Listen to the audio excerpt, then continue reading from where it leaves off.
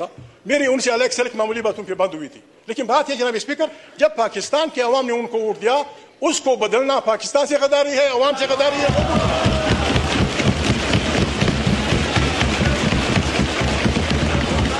लोगों ने वोट दिया। आज कौमी असम्बली में पश्तूनख्वा मिली अवामी पार्टी के महमूद खान जगज़ई ने बड़ा दबंग खिताब किया।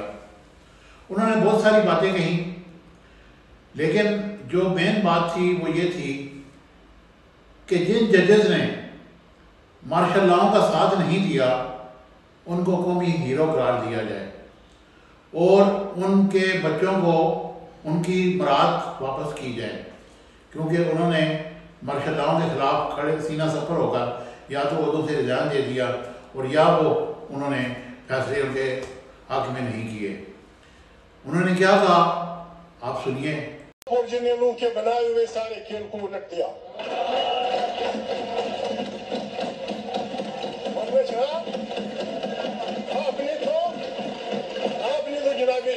आपने तो ओहदे भी बांट दिए थे।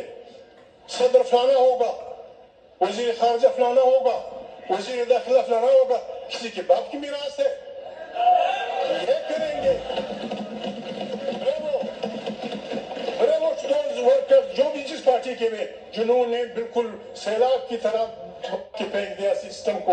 अब जनाब स्पीकर, इस सेंशन का एक ही इलाज है। माफी चाहता हूं जनाब स्पीकर, 3 रेजोल्यूशन। बहुत सारे पाकिस्तान के जजेस ने पहले मार्शल की मुखालिफत की, नौकरियों से गए। दूसरे मार्शल की मुखालिफत की, वो नौकरियों से गए। तीसरे मार्शल की मुखालिफत की, वो जगह। ये पार्लियामेंट रेजोल्यूशन पास करे।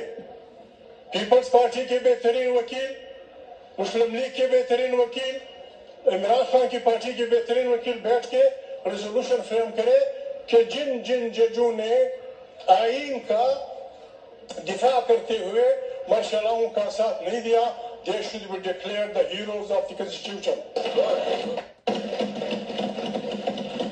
ये रेजोल्यूशन आना चाहिए और उनके बच्चों को वो सारी मराहत देनी चाहिए जो उनसे छीन ली गई थी।